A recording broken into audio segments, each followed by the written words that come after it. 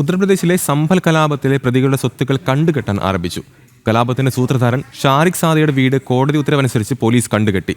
നാശനഷ്ടം പ്രതികളിൽ നിന്നും ഈടാക്കുമെന്ന് ഉത്തർപ്രദേശ് സർക്കാർ പ്രഖ്യാപിച്ചിരുന്നു.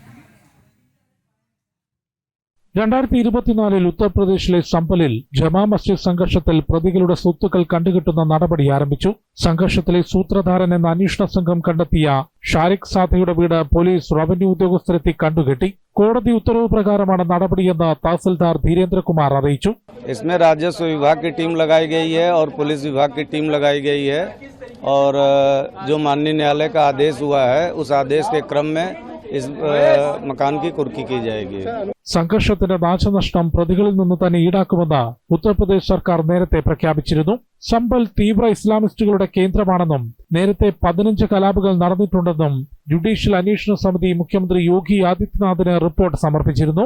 സംഭലിൽ ഹരിഹർ ക്ഷേത്രം തകർത്താണ് ജമാ മസ്ജിദ് നിർമ്മിച്ചതെന്നും അവിടെ ആരാധനയ്ക്ക് അവകാശം നൽകണമെന്നും ആവശ്യപ്പെട്ട് ഹിന്ദു സമൂഹത്തിന്റെ ഹർജി നിലവിൽ കോടതിയിലാണ്. കേസിൽ കോടതി ഉത്തരവ് പ്രകാരം സർവേ നടത്താനെത്തിയ ഉദ്യോഗസ്ഥരെയും പോലീസിനെയും ആക്രമിച്ചുണ്ടായ സംഘർഷത്തിൽ 5 പേർ കൊല്ലപ്പെട്ടിരുന്നു.